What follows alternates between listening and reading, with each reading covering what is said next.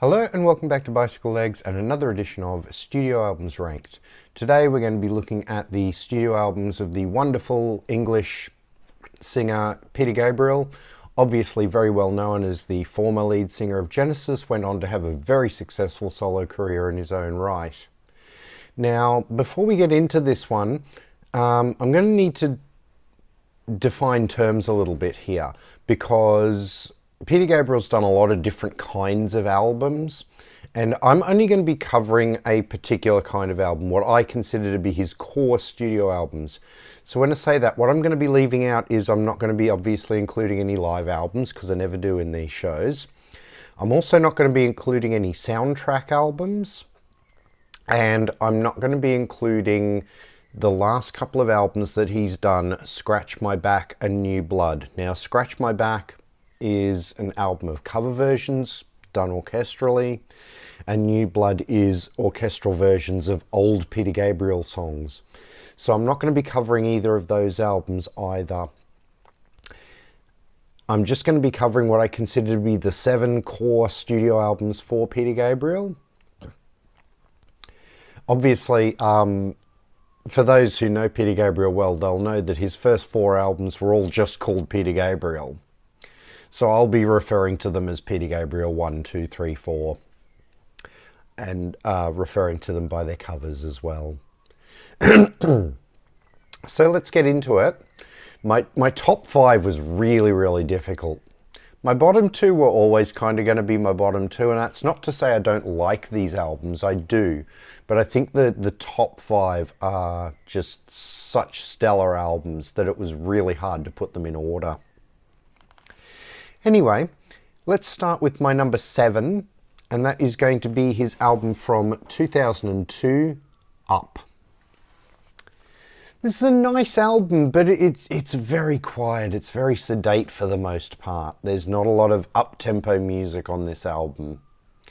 Probably the closest thing you have is the Barry Williams Show, which is a real sort of piss take on Jerry Springer and those sorts of confrontational talk shows.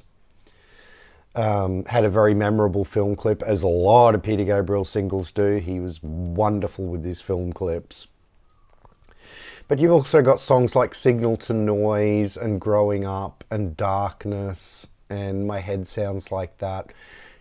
It's a nice album. It's a very moody album. It just doesn't grab me the way that some of his other albums do. And I could probably say the same, although probably a bit less so, for my number 6 album, and that is going to be his album from 1992, which was actually the album immediately before this. Yes, he takes a long time to make albums. And that is Us from 1992. This one I do like better than Up. There's some really good stuff on here. Come Talk to Me is a great album opener. Blood of Eden, beautiful song with some lovely backing vocals by Sinead O'Connor. Steam is one of the up-tempo ones. I feel like he was trying to write another Sledgehammer when he did that one. Digging in the Dirt was the first single off this album, and it's probably my favourite song on the album. Really good song. Quite a dark lyric too. And another great film clip. So, Kiss That Frog is a lot of fun, and Secret World is a lovely song to end the album. It's a really good album, but now we get into the really tough stuff. And it kind of pains me to put this album as low as number 5 out of 7, because it's an album I really love a lot. And that is going to be Peter Gabriel 2, or Scratch as it's often known because of the cover. And that album is from 1978. Was produced by Robert Fripp from King Crimson, and as you can imagine, it went in a quite different direction for Peter Gabriel. This is almost like a post-punk album for Peter Gabriel. It's very hard, very edgy rock sound, which is, you know, not what people were expecting so soon after him leaving a progressive rock band like Genesis. But you've got some wonderful stuff on this album. Things like On the Air, DIY, Mother of Violence, White Shadow. That song is so, so good. Really, that's one of the more atmospheric songs on this album. Side 2, not quite as good as side 1 for mine. Although you do have Indigo, which is good. Exposure is sort of a recording of a song that Robert Fripp ended up doing as the title track of his own solo album. Flotsam and Jetsam, Home Sweet Home. But side 1 for me is really where it's at with this album. My number 4 is going to be his wonderful commercial breakthrough from 1986. And that is So... I mean, what can be said about this album that hasn't already been said? This really is the most commercial album Peter Gabriel ever did. But it doesn't give away his artiness, his cleverness, his gift for atmospherics and just wonderful songwriting, you know. Don't just dismiss this as the commercial album, although it definitely is. It's still a really good substantive album. I mean, starts off with Red Rain. What a gorgeous song. Sledgehammer, great single, just fabulous. And again, what a wonderful film clip. Don't Give Up, his beautiful duet with Kate Bush. Just a gorgeous song. That voice again, probably one of the weaker songs on the album, but I still really like it. In Your Eyes, gorgeous song with Yosso and Dor on vocals as well. Mercy Street, I've always been a sucker for that song. So gorgeous, so atmospheric. Big Time, another fun, up-tempo song in the sort of vein of Sledgehammer. Really, really good. And then We Do What We're Told is probably the most experimental song on this album. But it's really good. I really like it. Great album. Still go back and listen to this all the time. My number 3 is going to be his debut album from 1977, Peter Gabriel, also known as Car, because of the cover, obviously. This was his opening salvo, his opening statement after leaving Genesis. Produced by Bob Ezrin, maybe not quite the right choice of producer for Peter Gabriel. Some of the bombast on a couple of these songs doesn't quite work for me, but the songs themselves, incredible. Moribund the Burgermeister, such a great album opener. Beautiful song. Salisbury Hill, his first hit single, and an absolutely gorgeous acoustic song. Modern Love, really, really good. Sort of rock and roll song. Excuse Me, you've got this sort of barbershop quartet kind of thing going on, which is fun. Humdrum is one of the more sort of moody, atmospheric songs. Bob Ezrin brings in his orchestrations here. And then side 2, you've got Slow Burn, you've got Waiting for the Big One, Down the Dolce Vita, really, really dynamic and melodramatic song, that one. I really, really like it. And then Here Comes the Flood. Wonderful song, but I'm not a big fan of the version that's on this album. For me, the version of Here Comes the Flood that's on Robert Fripp's Exposure album is 100 times better than the version on this. This one is overblown and bombastic, the arrangement. It almost kills the song. I say almost because you can't kill a song as good as Here Comes the Flood. But go and listen to Robert Fripp's version on Exposure. You just have Peter Gabriel on vocal and piano and Robert Fripp playing some absolutely beautiful Frippatronics. And to me, that's the definitive version of that song. Gorgeous, gorgeous song. My number 2 is going to be his album from 1980, Peter Gabriel 3, also known as Melt, obviously because of the cover. This is an incredible album. Just, he's starting to sort of explore different things with this album, starting to get into a little bit of world music, something that he would take forward. It starts off with the wonderful Creepy Intruder, and then you've got No Self-Control, which is really good start. I Don't Remember. I love that song.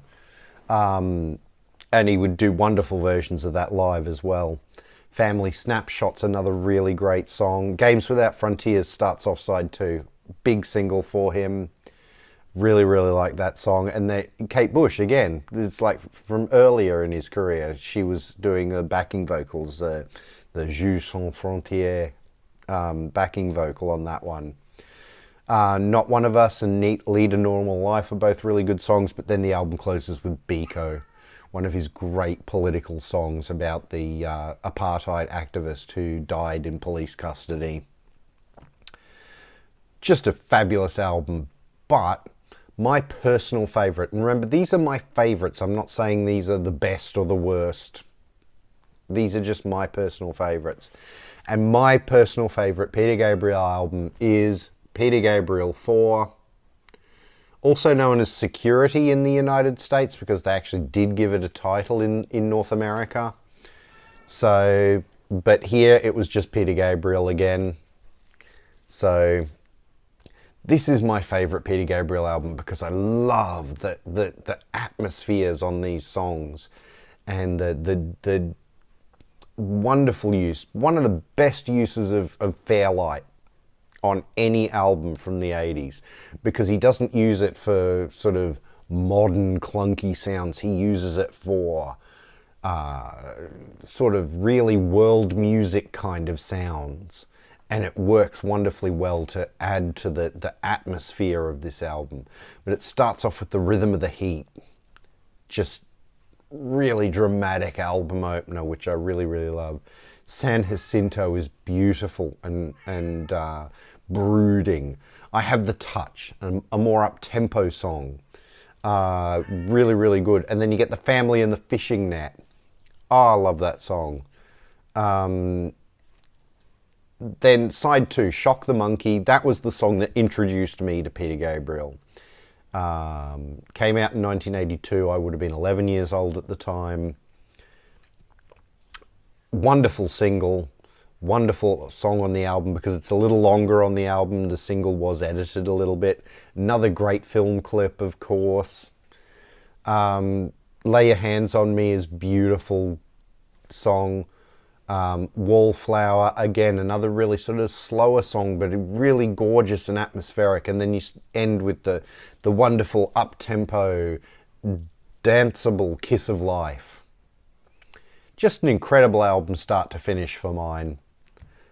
Absolutely my favourite Peter Gabriel album. So let's go back through them again, starting at number 1.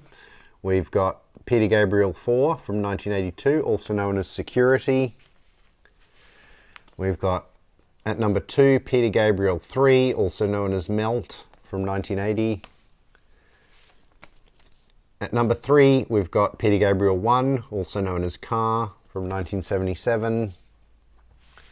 At number 4, we've got So from 1986. At number 5, we've got Peter Gabriel 2, also known as Scratch from 1978. At number 6, Us from 1992. And at number 7, still a good album, Up from 2002. So that's my Peter Gabriel ranking. I'd love to know in the comments which are your favourite Peter Gabriel albums, which ones maybe you don't care for so much, where you think I got it right, where you think I got it wrong in the rankings. I love seeing other people's rankings, as I said, in other videos. It makes me reconsider some of these albums when I see people put an album that maybe I had quite low on my list and they put it up really, really high, maybe even as their top album. It makes me go back and listen to these albums and reconsider them. And I really appreciate that. It's great. Please like, share and subscribe. It really, really does help the channel out. Thank you to everybody who has subscribed so far. It means the world to me. If you're new to the channel, please go and have a look at some of my other videos. I have lots and lots of Studio Albums Ranked shows now, and I've got everything playlisted. So if you just go to the playlist tab on my channel, you'll find a playlist for my Studio Albums Ranked shows where you can find all of my other ones, including my Genesis Studio Albums Ranked, which if you're watching this one might be of interest to you as well. You can also find my favorite albums of all time playlist. You can find my In Defense Of playlist. I just did Hot Space in that one, rather controversial choice. There's my anniversary albums, my reviews, and so on and so on. So please, if you're new to the channel, go and have a look at some of my other videos, because that really, really helps the channel out as well. If you want to follow me on social media, I'm at bicyclelegs on Instagram and Twitter. On Instagram, I'm mostly posting records I happen to be listening to at the time, as well as channel updates. On Twitter, I talk about anything and everything, including posting my terrible Wordle scores, but I am trying to give that more of a music focus. Thank you very much for watching, and I'll see you in the next one.